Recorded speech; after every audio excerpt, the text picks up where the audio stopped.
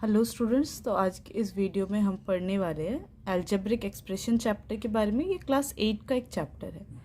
Class 8 में algebraic expression पढ़ने से पहले भी हमने बाकी क्लासेस में अलजेब्रिक एक्सप्रेशंस पढ़ा हुआ है। हमें पता है अलजेब्रिक एक्सप्रेशंस के एग्जांपल्स जैसे x+2, 2y+3, 4/3, z+2 एट्सेट्रा। बहुत सारे ऐसे एक्सप्रेशंस होते हैं। अब जैसे कि कोई भी एग्जाम्पल आप देखिए, फॉर एग्जाम्पल हम कंसिडर करते हैं x+2 को। अगर आप x+2 को ध्यान से देखें तो इसमें दो तरह के टर्म्स है। एक आपको दिखेगा x है जिसका वैल्यू हमें नहीं पता है, मुझे नहीं पता यहाँ पे x का वैल्यू क्या होगा, और एक है 2। अब जैसे कि जिस वाले टर्म को हम रिप्रेजेंट कर रहे हैं कोई अल्फ़ाबेट से, जैसे x हो गया, y हो गया, z हो गया, a b c p q r, ऐसा कोई भी टर्म से हम जिस टर्म को रिप्रेजेंट कर रहे हैं उस टर्म को हम बोलते हैं वेरिएबल्स। और जो नंबर से रिप्रेजेंट किया जा रहा है उसे हम बोलते हैं कांस्टेंट। अब ये वेरिएबल क्यों कहलाता है, ये कांस्टेंट क्यों कहलाता है? अब ये जो एक्सप्रेशन है x+2, इसमें x वेरिएबल है, 2 कांस्टेंट है। सपोज हम इस एक्सप्रेशन को इक्वेशन में कन्वर्ट कर रहे हैं। इक्वेशन में कोई भी एक्सप्रेशन कैसे कन्वर्ट होता है? जब हम उस एक्सप्रेशन को इक्वेट करते हैं। इक्वेट के बाद कुछ वैल्यू होता है। लेट अस सपोज मैंने वैल्यू ले लिया 10, ठीक है। अब x+2 = 10 हो गया। पहले ही हमने ट्रांसपोजिंग मेथड पढ़ रखा है। अब x का वैल्यू अगर मुझे निकालना है तो 2 को ट्रांसपोज करना है टू द RHS साइड, तो ये हो जाएगा 10 + 2, उस साइड जाएगा तो operation will change to minus, तो -2।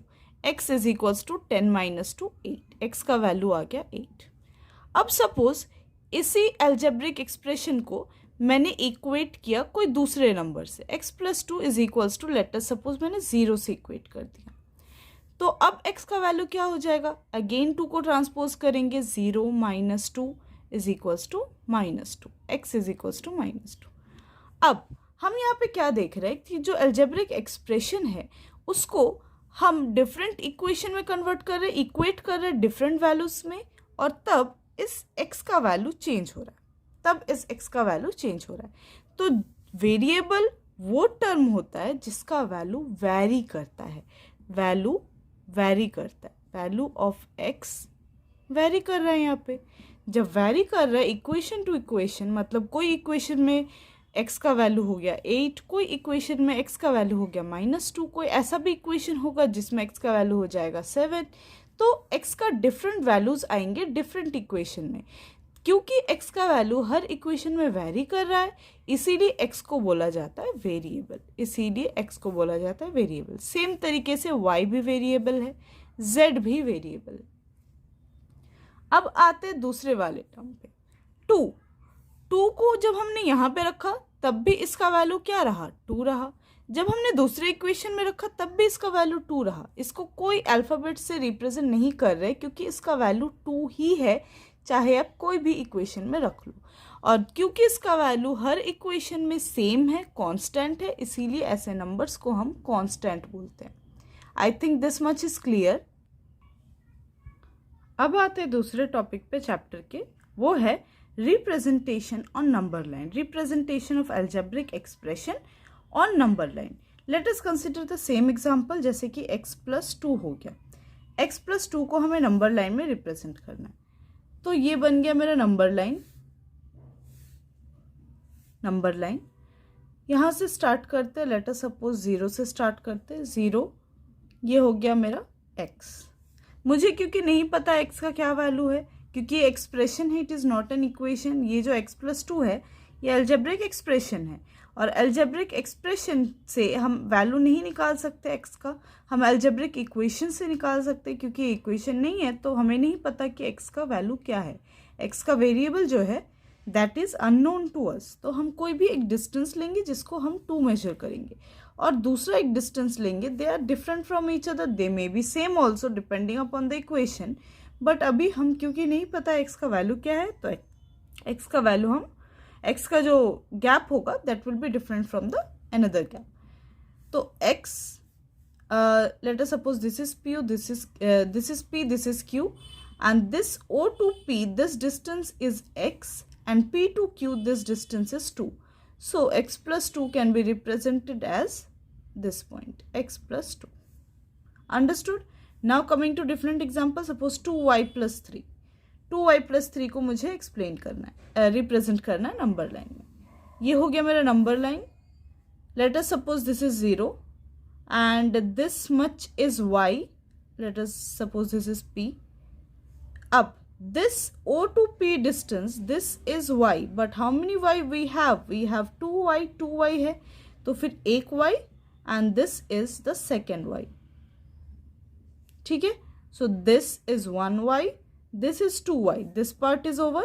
Now coming to 3. Take 3. This is R, this is 3 unit. So this will be 2y plus 3. In this way you can represent algebraic expression on number line. Now before we proceed on solving the questions about algebraic expression, let us understand some terms related to algebraic expressions. Now the first terms is term itself. Term क्या होता है? Algebraic expression में term क्या होता है? For example, let us consider an algebraic expression 4xy plus let us suppose 10. This is an algebraic expression as we all know. Now this x, y, they are variables. 4 and 10, they are constants, right? We know that algebraic expressions consists of constants and variables. Now coming to what are terms. Algebraic expressions are the sum of terms, are actually the sum of terms. दो या दो से ज़्यादा terms को add करके algebraic expression बनता है. इसका मतलब ये नहीं है कि जिसमें कोई प्लस साइन नहीं है. For example 2xy, it is not an algebraic expression, it is also an algebraic expression. The sum of terms make algebraic expression. Now in this case 2xy, it is 2xy plus 0. We can only say 2xy. So 2xy is the only term here. And in this 4xy plus 10, what are the two terms? आपको देखना है plus का sign से कौन कौन separated है. ये plus का साइन हो गया बीच में, उसके एक साइड में 4xy है. 4xy के बीच में कोई प्लस साइन नहीं है, तो ये एक अकेला टर्म हो गया, टर्म 1. फाइन. एंड 10, 1 और 0 के बीच में भी कोई प्लस साइन नहीं है, तो ये 1 0 that is 10, it is term 2. Now let us suppose there is one more equation 4/3y cube plus 2y plus 3. ठीक है. Now how many plus sign are there? 1 2. So how many terms are getting separated? Plus sign के इस side में ये हो गया 4/3y cube. So this is one term. Then plus sign के बीच में हो गया 2y. 2 और y के बीच में कोई प्लस साइन नहीं है, तो 2y पूरा का पूरा एक टर्म हो गया. And then plus 3. So 3 is another term. Fine. So basically what are terms? Terms वो होता है जिससे आप algebraic expression क्रिएट करते हो. Basically algebraic expressions are the sum of terms. Terms को ऐड करके algebraic expressions बनता है. Fine. I think terms is also clear. Now continue करते हैं. सपोज हमारे पास है 2xyz प्लस 13. ठीक है. So this is an algebraic expression. अब ये बताइए कि इसमें कितने टर्म्स है. इसमें इस algebraic इक्वेशन में 2xyz प्लस 13 में कितने टर्म्स है. तो आपको क्या देखना है? आपको प्लस साइन देखना है. अगर आपको प्लस साइन नहीं दिखे तो फिर एक ही टर्म है. नाउ यहाँ पे एक प्लस साइन है, तो प्लस साइन के इस साइड एक टर्म, प्लस साइन के इस साइड एक term. So there are 2 terms basically. कौन कौन से 2 टर्म्स है? 2xyz 1 term, second term is 13. So there are 2 terms in this particular algebraic expression. अब आपको क्या देखना है? अब नेक्स्ट टॉपिक देखना है हमें फैक्टर्स. फैक्टर्स क्या होता है? टर्म्स क्लियर हो गए, अब फैक्टर्स पे आते हैं. ठीक है. अब ये जो पहला टर्म है 2xyz, पहला टर्म जो है हमारा 2xyz, this is our first term. अब इसके अंदर हमारा फैक्टर्स क्या क्या है? अब जैसे कि सपोज फैक्टर्स कैसे निकालेंगे. सपोज हमारे पास कोई नंबर है, लेट अस सपोज 35. ठीक है. तो 35 के फैक्टर्स कैसे निकालते हैं, हम कैसे लिखते हैं? 35 को हम लिख सकते हैं 5 × 7. तो तो फैक्टर्स कौन कौन से हो गए, 5 हो गए, 7 हो, राइट। सेम तरीके से हमें इस नंबर को भी लिखना है उनका फैक्टर्स निकालने के लिए, ठीक है। अब ये तो हो गए नंबर, तो हमें टेबल याद है तो नंबर लिख सकते हैं, बट अब इसका हम कैसे निकालेंगे, तो इसका बहुत ईजी है, आपको इतना भी सोचने का ज़रूरत नहीं किससे किसको मल्टीप्लाई करना है, simple 2x, so 2 into x और y, सो इंटू y के बाद क्या है z, so into z, they are basically getting multiplied to each other, 2x y z can be written as 2 into x into y into z। तो factors क्या क्या हो गए, 2x y z, ये हो गए हमारा फैक्टर्स, ठीक है। और नेक्स्ट हमारा टर्म है 13, तो 13 को कैसे लिख सकते हैं, 13 इज अ प्राइम नंबर, जो हमें पता है 13 किसी के टेबल में नहीं आता है, तो 13 को हम 13 ही लिखेंगे। तो फैक्टर्स हमारे पास क्या क्या हो गए, 2 हो गए, x हो गए, y हो गए, z हो गए और 13 हो गए, ठीक है। एक और एग्जाम्पल से इसको समझते हैं अच्छी तरीके से। सपोज हमारे पास है 14x² y z³ plus 4xy plus 70, ठीक है। ये हो गया हमारे पास एक अलजेब्रिक इक्वेशन। अब इसमें टर्म्स कितने हैं, सबसे पहले आप बताइए इसमें टर्म्स कितने हैं। तो इसमें हमें दिख रहा है कि 2 प्लस साइन है, प्लस साइन जिस जिसको सेपरेट कर रहा है वही हमारा टर्म्स है। तो एक टर्म हो गया हमारा 14x² yz³, दूसरा टर्म हो गया हमारा 4xy और तीसरा टर्म हो गया 70। ये सारे के सारे क्या हो गए, हमारे टर्म्स हो गए, ये हो गए हमारे टर्म्स, 3 टर्म्स है हमारे पास। अब ये 3 टर्म्स से हमें क्या निकालना है, फैक्टर्स निकालना है। तो इसको हम लिख सकते हैं 14 इंटू एक्स का स्क्वायर, 14 इंटू एक्स का square into Y into z³। तो ये हमारा फैक्टराइजेशन कंप्लीट अभी नहीं हुआ है, तो आपको और करना है सिंप्लीफाई। 14 तो प्राइम नंबर नहीं है, तो 14 को हम लिख सकते हैं 2 इंटू 7, लिख सकते हैं ऐसे, 14 को तोड़ा है हमने, 14 इक्वल टू 2 इंटू 7। फिर हमारा आ गया x², x² मतलब क्या होता है, x इंटू x। फिर y कितनी बारी है, एक ही बार है, पावर में कुछ नहीं है तो एक ही बार है, इंटू z कितने बार है, 3 बार है, तो into z into z into z। तो हमारे फैक्टर्स क्या क्या हो गए, ये सारे जो आपके हैं ये आपके हैं फैक्टर्स, समझ में आया। नाउ नेक्स्ट 4xy, इसको हम लिख सकते हैं 4 into X into Y. 4 is not a prime number, तो इसको फर्दर ब्रेक डाउन कर सकते हैं 2 इंटू 2 में, इंटू एक्स इंटू वाई। 70 का प्राइम फैक्टराइजेशन करिए, 70 का प्राइम फैक्टर्स निकालिए, 2 3 ज़ा 6, 1 बैलेंस 10, 2 5 ज़ा 10, 5 7, तो इसको हम लिखेंगे 2 इंटू 5 इंटू 7। ये जो सारे आपके आए हैं, जो ये सारे आए हैं, ये आपके क्या है, फैक्टर्स है। समझ में आया अब टर्म्स और फैक्टर्स के बारे में, आई थिंक ये क्लियर है।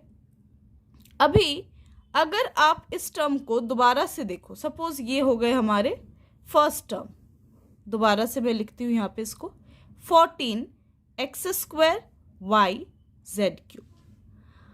अब ये जो टर्म है इसमें कांस्टेंट कौन है, वेरिएबल कौन है। अगर आप इसको फैक्टर्स में लिखते हो, अगर सिंपलेस्ट फॉर्म में ना भी लिखो, अगर आप ऐसे ही इसको तोड़ दो फैक्टर्स में, तो इसको हम लिख सकते हैं ना 14 into x² into Y into z³। तो ये हो गए इनके फैक्टर्स, ये हो गए इनके फैक्टर्स, राइट। अब ये इनके जो फैक्टर्स है, इन फैक्टर्स को अगर आप ध्यान से देखो तो आपको 2 तरह के फैक्टर्स मिल रहे हैं। एक फैक्टर्स मिल रहे हैं जो अल्फ़ाबेट से या लेटर से डिनोट हो रहा है, एक आपको फैक्टर मिल रहा है जो कि न्यूमरिक वे में डिनोट हो रहा है, नंबर से डिनोट हो रहा है। तो ये जो अल्फ़ाबेट या फिर लेटर से डिनोट हो रहा है, इनके अलावा जो ये 14 बच गया जो न्यूमरिक में डिनोट हो रहा है, इस वाले न्यूमरिक वैल्यू को, इस वाले नंबर वाले वैल्यू को हम बोलते हैं coefficient of that term, coefficient बोलते हैं इस टर्म के। तो ये जो हो गया हमारा टर्म, इस टर्म में ये सारे के सारे वेरिएबल्स है, कांस्टेंट अकेला कौन है, 14 है। इस जो नंबर वाले टर्म से जो फैक्टर डिनोट हो रहा है या फिर जो पूरे टर्म में जो नंबर वाले वैल्यू है उसको हम बोलते हैं कोएफिशिएंट। अब नंबर वाले वैल्यू से आपको कंफ्यूज नहीं होना है, ये नंबर वाले वैल्यू का कोएफिशिएंट नहीं है, ठीक है। ये x का स्क्वायर है, मतलब x इंटू एक्स है, तो आपको ये नंबर नहीं देखना है कोएफिशिएंट डिटरमाइन करते समय। आपको कोएफिशिएंट कौन से देखने हैं, जो फैक्टर में नंबर वैल्यू है। फैक्टर्स में पहले तोड़ दीजिए, ये हो गए आपके फैक्टर्स, ये हो गए आपके फैक्टर्स। अब इसमें देखिए ये जो सारे हैं ये क्या है, वेरिएबल वैल्यू है, अल्फ़ाबेट से या लेटर से डिनोट हो रहे हैं। बस अकेला डिनोट नंबर से कौन हो रहा है, 2 इंटू 7, तो इसका कोएफिशिएंट हो गया 2 इंटू 7 दैट इज 14, ठीक है। तो हमने क्या क्या सीख लिया, अब इस टर्म्स में टर्म सीख लिया, टर्म निकालना आ गया हमें, ठीक है। दूसरा हमने सीख लिया कि कोएफिशिएंट क्या होता है, तीसरा हमने सीख लिया कि फैक्टर्स क्या होता है। तो इतना में कुछ डाउट नहीं है आई गेस। तो नेक्स्ट टॉपिक में जाने के लिए आप मुझे कुछ क्वेश्चंस का आंसर दीजिए। 2xy, फिर आ गया आपका suppose 4xy plus 5x, then आ गया 3, थर्ड नंबर में 3z square plus 3z plus 5, फिर सपोज हाँ चलो इतना ही नहीं, चलो एक और ले लेते हैं, 5xyz square plus 5xy plus 7z plus 13, ठीक है। अब ये सारे के सारे अलजेब्रिक एक्सप्रेशंस है कि नहीं, ये भी अलजेब्रिक एक्सप्रेशन है, ये भी अलजेब्रिक एक्सप्रेशन, ये भी है, ये भी है, ठीक है। इसमें भी कांस्टेंट है, वेरिएबल है, इसमें भी कांस्टेंट है, वेरिएबल्स है, इसमें भी कांस्टेंट है, वेरिएबल्स भी है, कांस्टेंट है, वेरिएबल्स भी है, ठीक है। तो ये अलजेब्रिक एक्सप्रेशंस हो गए। अब ये सारे जो है 1 2 3 4 ये जो सारे अलजेब्रिक एक्सप्रेशंस है ये एक दूसरे से कैसे डिफरेंट है, एक दूसरे से अलग कैसे, तो एक दूसरे से अलग कैसे, इनका लेंथ डिफरेंट है। देखो लेंथ डिफरेंट है इन द सेंस इसमें कितना टर्म है, टर्म कितना है इसमें, 1 टर्म है, एक ही टर्म है, कोई प्लस साइन नहीं है, कोई किसी को अलग नहीं कर रहा है, तो एक ही टर्म है। इसमें एक प्लस साइन है, प्लस से आगे एक टर्म, प्लस से बाद में एक टर्म, तो इसमें 2 टर्म्स है। इसमें कितने टर्म्स है, 1 2 3 टर्म्स है। इसमें कितने टर्म्स है, 1 2 3 4 टर्म्स है, ठीक है। तो ऐसे ये अलग है। तो हम अलजेब्रिक एक्सप्रेशन को based on the number of terms we can classify algebraic expression. तो जिसमें जिस अलजेब्रिक एक्सप्रेशन में एक ही टर्म होता है, फॉर एग्जाम्पल 2xy, इसमें टर्म एक ही है, उस तरीके के अलजेब्रिक एक्सप्रेशन को हम बोलते हैं मोनोमियल। मोनोमियल, मोनो मतलब ही होता है एक, तो जिसमें एक टर्म हो गया वो मोनोमियल। जिसमें 2 टर्म हो गया, for example 4xy plus 5x, जिसमें 2 टर्म हो गए उसको हम बोलते हैं बाइनोमियल। बाइनोमियल, बाई मतलब 2 होता है, ठीक है। फिर आगे बढ़ते हैं, जैसे कि इस वाले एग्जाम्पल में देखिए 3z square plus 3z plus 5, इसमें कितने टर्म्स है, 1 2 3 टर्म्स है। तो जिस अलजेब्रिक एक्सप्रेशन में 3 टर्म्स होते हैं उसको हम बोलते हैं ट्राइनोमियल्स, उसको हम बोलते हैं ट्राइनोमियल्स। समझ में आया। फिर आता है ये 4 टर्म्स, 4 वाले 5xy square yz square plus 5xy plus 7z plus 13, इसमें कितना होता है, 4 टर्म्स। ऐसे ही आपके अलजेब्रिक एक्सप्रेशन आ सकते हैं जिसमें 5 टर्म्स हो, जिसमें 6 टर्म्स हो। तो जब आपके अलजेब्रिक एक्सप्रेशन में 3 टर्म से ज़्यादा हो जाते हैं, मोर देन 3 टर्म्स होते हैं, मोर देन 3 टर्म्स होते हैं, उस वाले अलजेब्रिक एक्सप्रेशन को हम बोलते हैं पॉलिनोमियल। पॉलिनोमियल, पॉली मतलब क्या होता है, पॉली मतलब होता है मैनी, तो मैनी टर्म्स, तो उसको बोलते हैं पॉलिनोमियल। नेक्स्ट हम आगे चलते हैं एक बहुत ही इंपॉर्टेंट टॉपिक की तरफ, like and unlike terms. Like terms क्या होते हैं और अनलाइक टर्म्स क्या होते हैं। फॉर एग्जाम्पल मैंने लिख दिया 2xy प्लस 5xy, नहीं 2xy कॉमा 5xy, ये आपके 2 अलजेब्रिक एक्सप्रेशन हैं। 2xy एक एल्जेब्रिक एक्सप्रेशन है, 5xy एक अलग एल्जेब्रिक एक्सप्रेशन है। इस वाले एल्जेब्रिक एक्सप्रेशन में कितने टर्म है? एक टर्म है। इसमें कितने टर्म है? एक टर्म है। अब ये भी मोनोमियल है, ये भी मोनोमियल है। मुझे इससे मतलब नहीं है, मुझे ये जानना है कि ये 2xy और 5xy में सिमिलैरिटी क्या है, इसमें सिमिलैरिटी क्या है। ये दोनों एक दूसरे के कुछ तरीके से एक दूसरे के सिमिलर है। कैसे सिमिलर है? अगर आप ध्यान से दोनों को देखो तो दोनों का कौन सा पार्ट सिमिलर है? एक्स वाई वाला पार्ट दोनों में सिमिलर है। इसमें भी एक्स वाई है, इसमें भी एक्स वाई है। डिफरेंट क्या है? कांस्टेंट डिफरेंट है। तो जब कोएफिशिएंट को छोड़कर टर्म के बाकी पार्ट सिमिलर होते हैं तब उस तरीके के टर्म को हम बोलते हैं लाइक टर्म। फॉर एग्जाम्पल एक और एग्जाम्पल लेते हैं। Suppose 3x square Y square Z और 5x square Z Y square. क्या सिमिलैरिटी है? 3 को छोड़ो, 3 कोएफिशिएंट है, 5 को छोड़ो, 5 कोएफिशिएंट है। बाकी पार्ट को देखो, x स्क्वायर है, x स्क्वायर है, y स्क्वायर है, y स्क्वायर है, z है, z है। तो इसमें जो भी है कोएफिशिएंट को छोड़कर बाकी जितने वेरिएबल वाले फैक्टर है इसमें भी सेम वेरिएबल वाले फैक्टर है, इसीलिए ये दोनों को हम बोलेंगे लाइक टर्म। अब आपके माइंड में क्वेश्चन आ सकता है कि यहाँ पे z बाद में है, यहाँ पे z शुरू में है, तो आप कैसे लाइक टर्म बोल सकते हैं?